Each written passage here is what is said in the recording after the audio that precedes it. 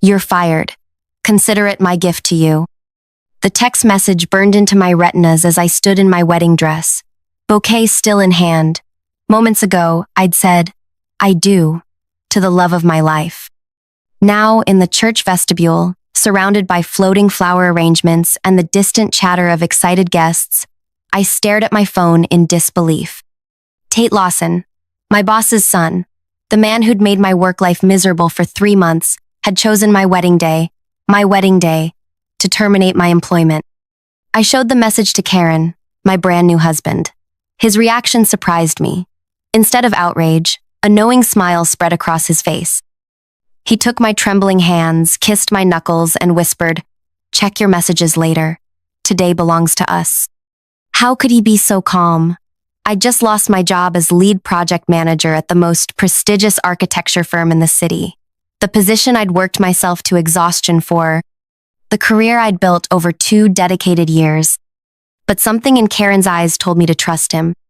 So I silenced my phone, tucked it into my maid of honor's purse, and walked with my husband through the grand doors of the church, into a shower of rose petals and cheers. 3 hours later, during our first dance, Nima, my maid of honor, rushed over with wide eyes. "Waverly, your phone won't stop buzzing. You have 108 missed calls." I checked the screen. Calls from the office, from coworkers, and 17 from a number I recognized instantly. Gregory Lawson, the company owner himself, Tate's father. And that's when I realized this wasn't just a firing, this was the beginning of something much bigger than I could have imagined. Before I continue, if you're enjoying this story, please take a second to like and subscribe. Many listeners hear these stories but never engage, and that means you might miss future uploads when the algorithm skips you. Trust me, you'll want to hear how this ends. Now, back to my wedding day nightmare. My name is Waverly Abrams, and until that text message, I was the beating heart of Crescent Design Studio. I'm meticulous by nature, the kind of person who color codes her grocery lists and can spot a measurement error in architectural plans from across the room. My colleagues called me the database, because I remembered every client preference, every project detail, every deadline without needing to check notes. My parents were both teachers who valued precision and hard work. When Dad had his stroke during my first year of college, I nearly dropped out to help Mom with medical bills. Instead, I doubled my course load while working nights at a printing shop. I graduated with honors in architectural project management, with minor specializations in computer systems and urban planning. That's how I landed at Crescent 2 years ago. Gregory Lawson, the founder, recognized my unusual combination of architectural knowledge and systems thinking. He hired me to modernize their project management approach. I designed a proprietary system from scratch, one that tracked every blueprint version, client request, budget allocation, and permit application. The system worked brilliantly. Project completion times dropped by 30%. Client satisfaction scores rose. Gregory called me the best investment this company ever made. Then came Tate.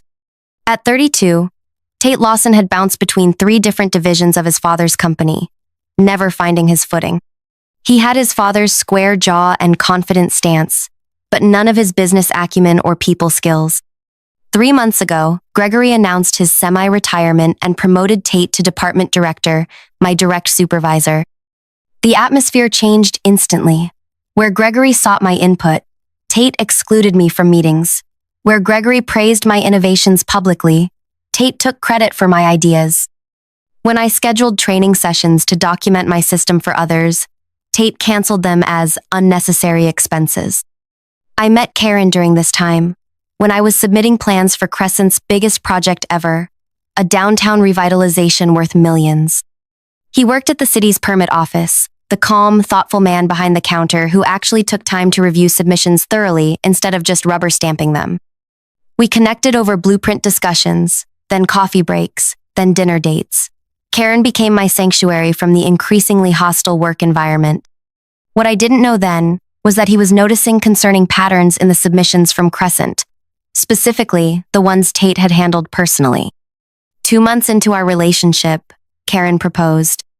We planned a small wedding on short notice, partly because we were both practical people who didn't need extravagance, and partly because I sensed my position at Crescent was becoming precarious. Tate had been making comments about restructuring and streamlining. I never imagined he'd actually fire me on my wedding day. As the reception continued around me, I excused myself to the bridal suite and listened to Gregory's voicemail. "Waverly, this is Gregory. Call me immediately. Tate had no authority to terminate you. There's been a terrible mistake. We need you. The downtown project submission deadline is Monday, and no one can access your system." 6 more messages followed, each more desperate than the last. In the final one, Gregory's voice had lost its usual confidence. "Waverly, please.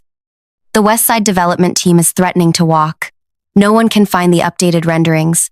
The password Tate thought would work doesn't. We're at a standstill." I sat on the edge of a velvet settee, my wedding dress pooling around me, and felt something unexpected. Power. For 2 years, I'd built a system so intuitive for me that I navigated it without thought, but so complex that no one else could use it without proper training. Training that Tate had repeatedly prevented. I was the only person alive who fully understood every function, every shortcut, every failsafe I'd built in. And now, on what should have been the worst professional day of my life, I held every card. Karen found me there, staring at my phone. He sat beside me, careful not to wrinkle my dress. "I should tell you something," he said quietly. "The plans Tate has been submitting to my department, he's been altering them after the engineering team signs off, removing safety features, substituting cheaper materials, things that would never pass proper inspection." My blood ran cold. "That's not just unethical, it's dangerous." Karen nodded. "I've been documenting everything. I was going to report it next week, but now." I understood then why he'd smiled at the firing text. This wasn't a setback. It was an opportunity, one that removed me from legal liability while simultaneously leaving the company helpless without me. "What should we do?" I asked. Karen smiled. "Nothing. Not today. Today, we dance. Tomorrow, we fly to Belize for our honeymoon. And when we return," he kissed my forehead, "we'll reshape the entire landscape." We returned to the reception, and I danced like a woman without a care in the world. By midnight, I had 212 missed calls. Throughout our honeymoon week, the calls continued. I sent them all to voicemail. Gregory's messages evolved from urgent to desperate to practically begging. On our 3rd day in Belize, while Karen and I were sipping fresh coconut water on the beach, Gregory offered to triple my salary if I'd come back. I deleted the message without responding. 2 days later, he offered partial ownership in the firm. Again, I didn't respond. Karen watched me decline these incredible offers without comment. He understood something fundamental about me. This had never been about money. It was about respect. "You know," he said as we watched the sunset on our final evening in Belize, "there's a vacancy in the consulting team for the city planning department. They need someone who understands architectural submissions from both sides, someone who could create guidelines for proper protocols." I turned to him, intrigued. "Are you suggesting what I think you're suggesting?" "I'm suggesting you start your own consulting firm, with the city as your first client. They'd pay for your expertise in creating systems that catch exactly the kind of corner-cutting Tate was doing."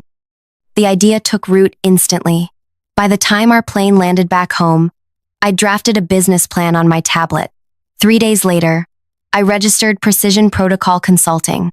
My phone rang within minutes of the business registration going public. Gregory Lawson. For the first time in 2 weeks, I answered. "Waverly, thank God, we're in crisis. The downtown project is stalled. Clients are walking. Please, name your price." "I'm sorry to hear that, Gregory," I said calmly, "but I'm no longer available for employment. I've started my own consulting firm." "We'll hire your firm then. Whatever you're charging, we'll pay it." I let the silence stretch between us. "My first client is the city planning department, Gregory. I'm designing new verification protocols for building submissions." The sharp intake of breath told me he understood the implications. If I was working with the city to create better verification systems, I would inevitably discover Tate's dangerous alterations, if Karen hadn't already reported them. Waverly, please. Tate made a terrible mistake. He was jealous of your relationship with me, of your competence. Let me fix this. Some things can't be fixed, Gregory. Some bridges, once burned, stay ash. I ended the call and turned to Karen, who had been listening nearby. Is it wrong that felt so good? He shook his head. It's not wrong to stand up for yourself, or for public safety. The following week, I began my contract with the city. With my insider knowledge of how firms like Crescent operated, I quickly identified vulnerabilities in the current verification system. I created new protocols that would catch unauthorized changes to approved plans, especially structural modifications made without engineering review. As part of the process, the city conducted an audit of recent submissions. Predictably, they found numerous violations in Crescent's downtown project plans, specifically in submissions handled by Tate. Load-bearing walls thinned, foundation specifications altered, safety features removed to cut costs. The investigation was swift and damning. The downtown project was permanently halted and reassigned to a competing firm. Tate wasn't just fired, he was blacklisted throughout the industry. His professional license was suspended pending review. Crescent Design Studio lost millions. Their reputation, built over 30 years, crumbled in 30 days.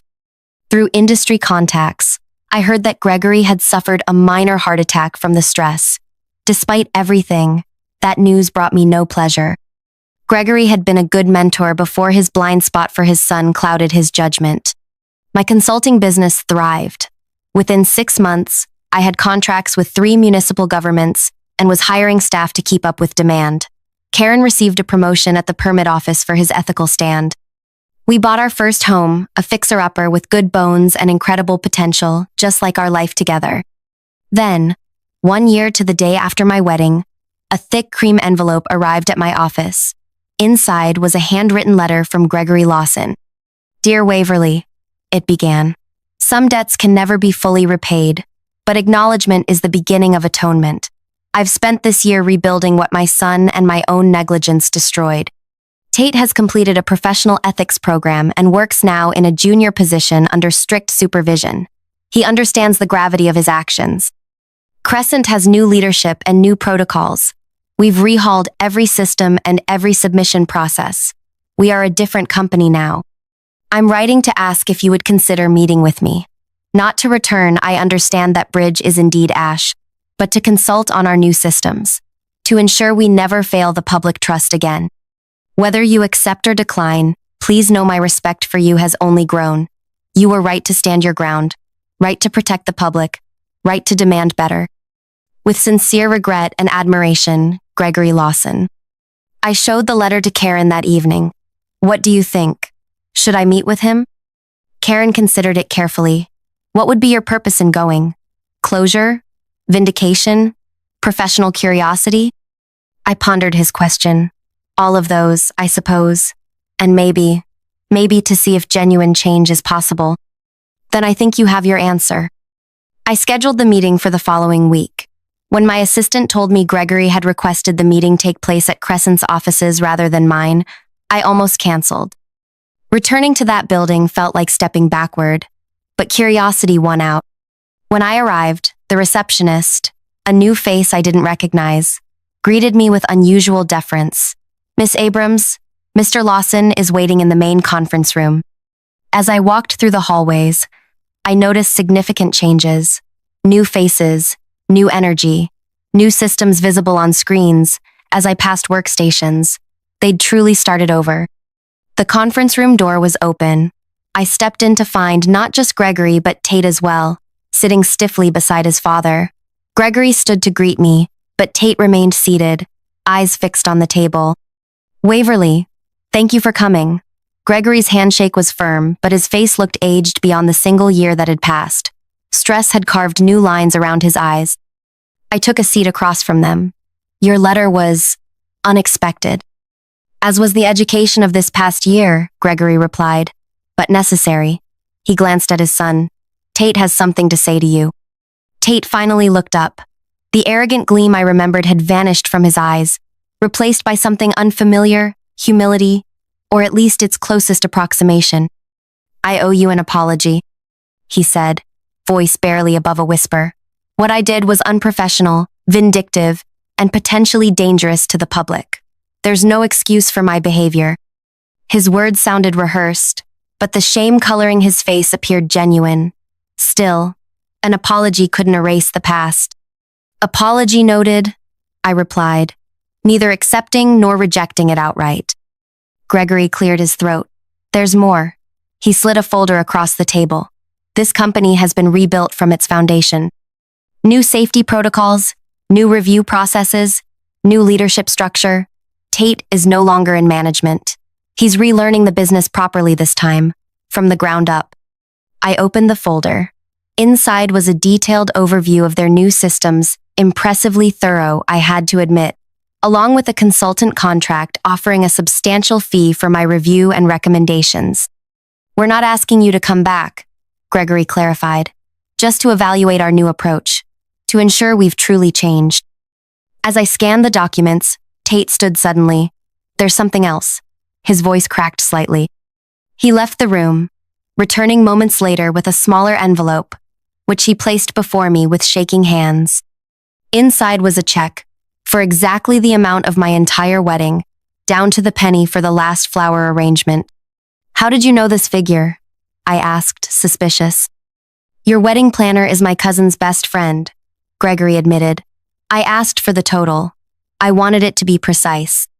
Tate spoke again, this time more steadily. Consider it our gift to you, the one I claimed to be giving when I had no right. A flash of anger surged through me. Did they really think money could fix this? That they could buy their way back to ethical standing? Before I could respond, Tate placed a small USB drive beside the check.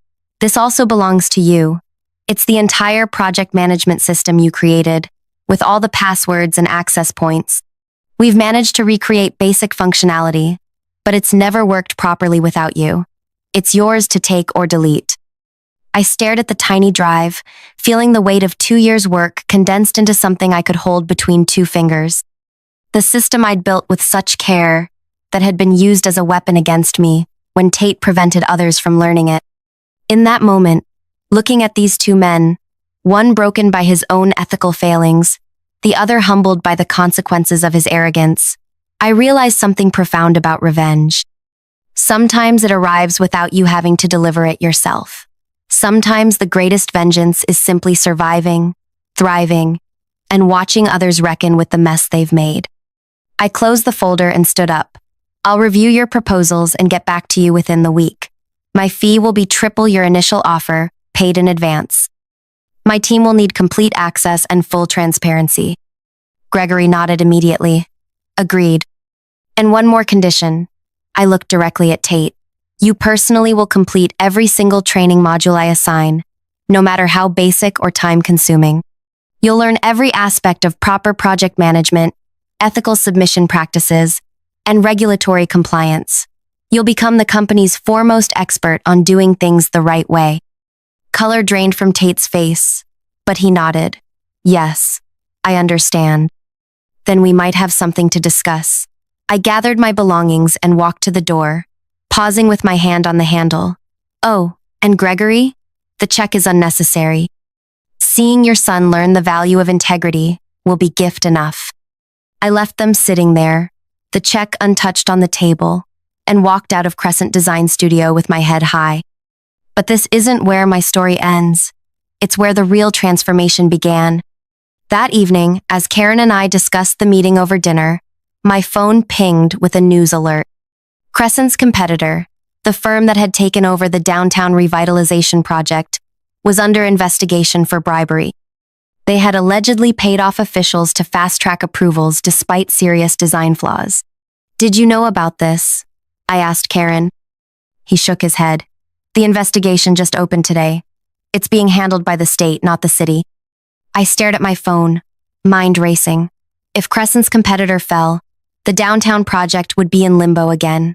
Millions in development funds would sit idle, workers would lose jobs, and the community revitalization everyone had been promising for years would stall once more. Maybe this is why Gregory reached out now, Karen suggested. He must have known this was coming. He's positioning Crescent to retake the project. The realization hit me like a thunderbolt. I wasn't being offered a consulting job out of respect or regret. I was being courted because Gregory needed my systems and expertise to seize an opportunity when his competitor failed. I felt used all over again. "What are you going to do?" Karen asked, seeing the storm gathering in my expression. I pushed my plate away, appetite gone. "I'm going to sleep on it. This requires careful thought." But sleep eluded me that night. I tossed and turned, replaying the meeting in my mind. Was Tate's contrition genuine, or just another performance? Was Gregory truly committed to ethical reform, or simply desperate to salvage his legacy? And most importantly, what did I want my role to be in whatever happened next? By morning, I had my answer. I called Gregory at 7 a.m. "I've reconsidered your offer," I told him. "I'm not interested in consulting for Crescent." The disappointment in his silence was palpable. "I understand," he finally said. "However," I continued, "I am interested in something else. A partnership." "A partnership?" His voice lifted with surprise. "My company oversees all project management and regulatory compliance. Crescent handles design and construction. We operate as separate entities but present as partners to clients. This way, I maintain my independence while ensuring ethical standards are met." "That's highly unusual," Gregory said slowly. "So is firing someone on their wedding day?" I countered. "I'm not interested in returning to a company where I could be undermined again, but I am interested in seeing that downtown project completed properly. The community deserves that." There was a long pause. "What about Tate?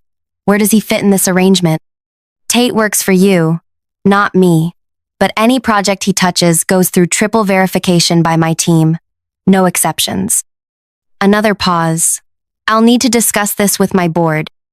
"You have 24 hours, I replied.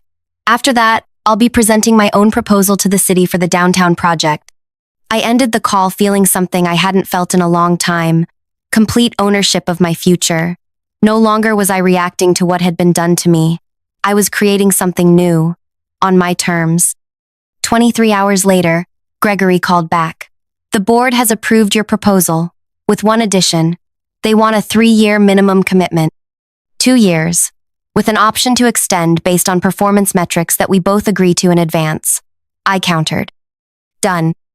And just like that, Precision Protocol Consulting had its biggest client yet. When the competitor firm was officially removed from the downtown project 2 weeks later, our newly formed partnership was ready with updated plans, enhanced safety features, and a comprehensive management system that combined the best of my original design with new security protocols. The city awarded us the contract, partly due to our innovative partnership structure that promised both creative design and rigorous compliance verification. The press called it a new model for architectural accountability. Tate was assigned as Junior Project Coordinator, a position 5 levels below his previous role. Every morning, he received a detailed training module from my team. Every evening, he was tested on the material. If he failed, he repeated the module the next day. To my surprise, he never complained. He completed each assignment meticulously, asked thoughtful questions, and gradually began to show genuine understanding of why protocols existed. 3 months into our partnership, I arrived early at the construction site for an inspection and found Tate already there, methodically checking concrete pour specifications against the approved plans. "You don't have to personally verify this," I told him.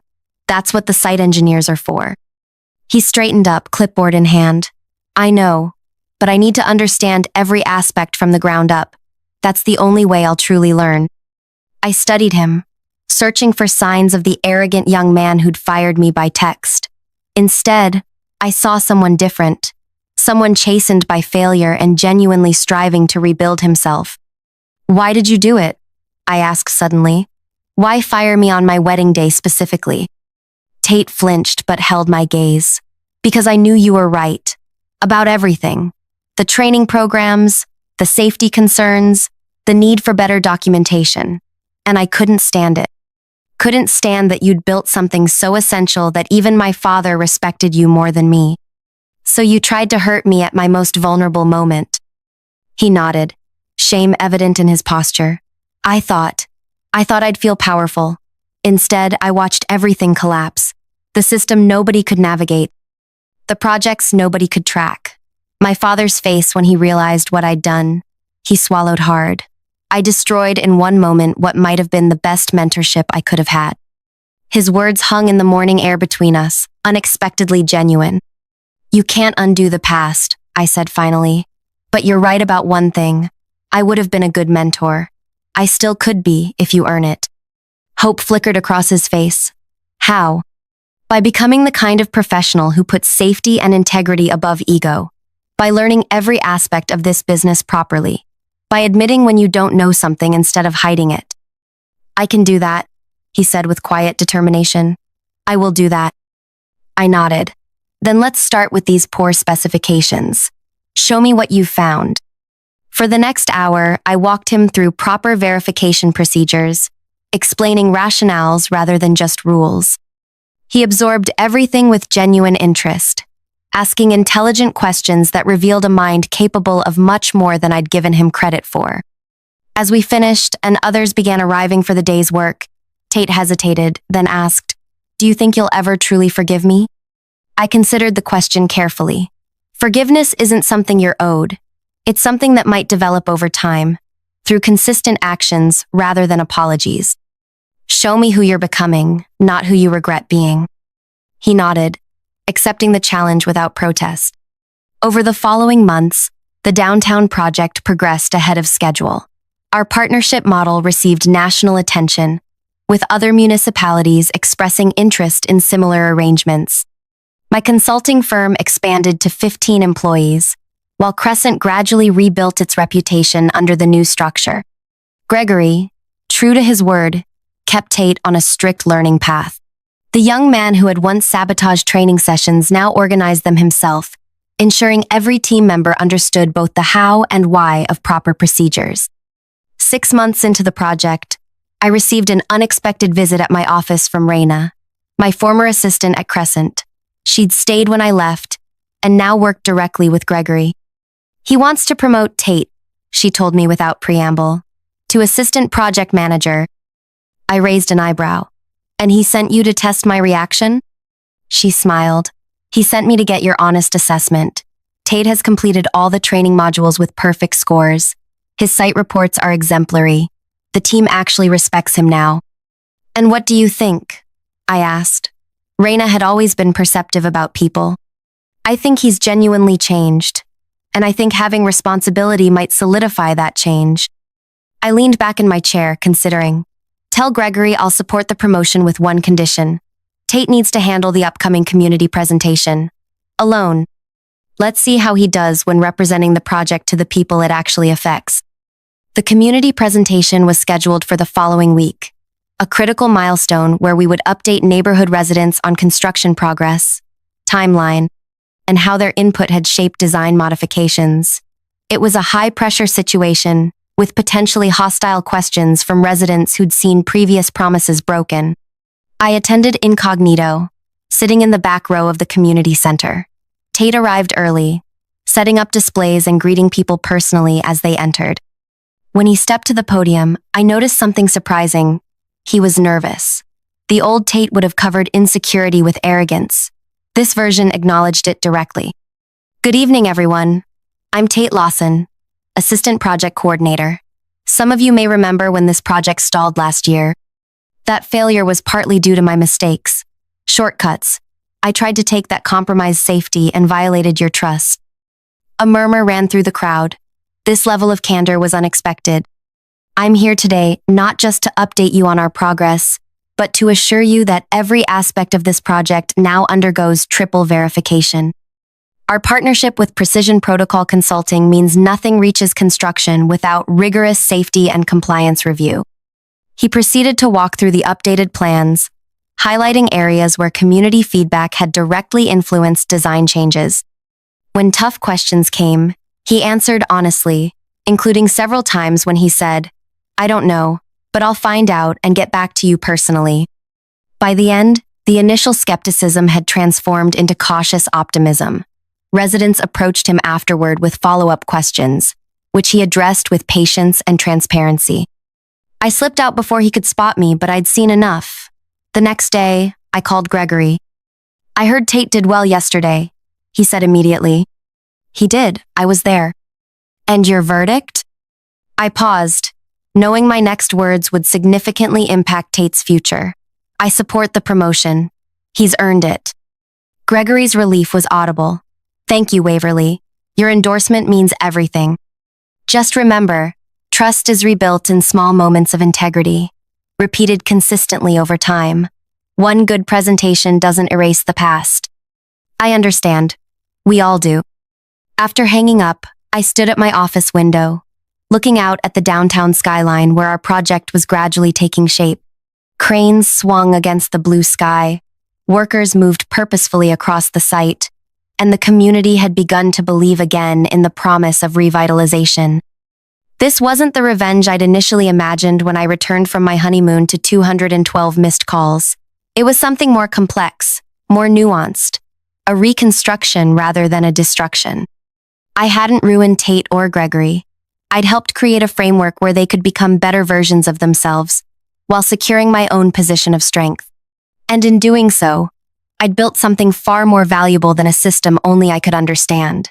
I'd built a model of accountability that might actually last beyond any single project or person. That evening, as Karen and I walked past the construction site on our way to dinner, we paused to watch the sunset glint off the partially completed structures. "Are you happy with how things turned out?" he asked, squeezing my hand. I considered the question carefully. "I'm satisfied, not because they suffered, but because actual change happened. The company is safer.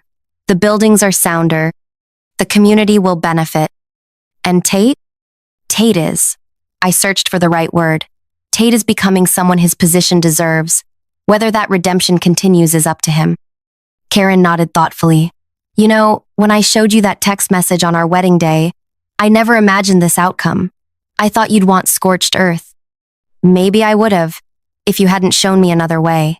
I leaned against his shoulder. "You taught me that sometimes the best revenge isn't about destruction. Sometimes it's about reconstruction, but on your terms, not theirs." He kissed the top of my head. "Speaking of reconstruction, the house renovations are finally done. Should we have Gregory and Tate over for dinner to celebrate?"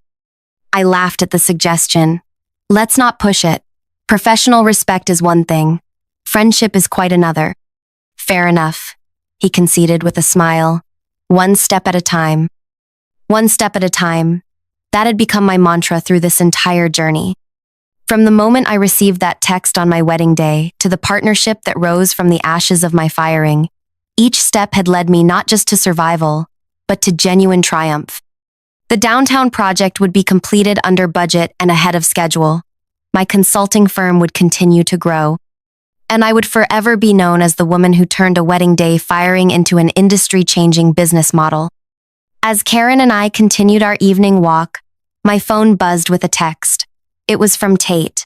"Thank you for your support on the promotion. I won't let you down." I showed it to Karen, who raised an eyebrow. "Are you going to respond?" I thought for a moment, then typed, "Make sure you don't. Some gifts can't be returned."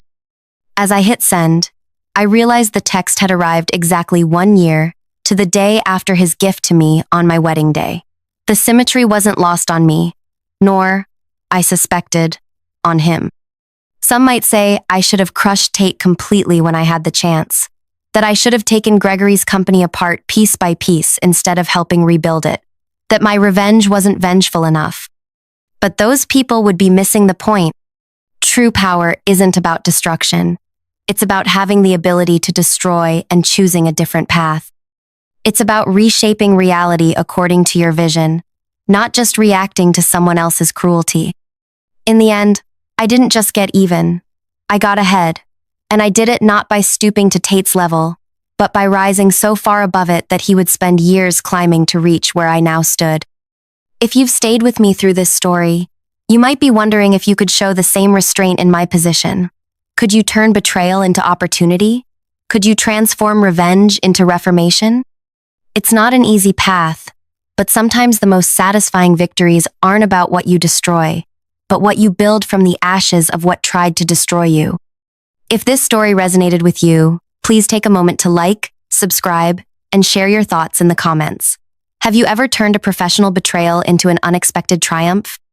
I'd love to hear how you transformed your own setbacks into stepping stones.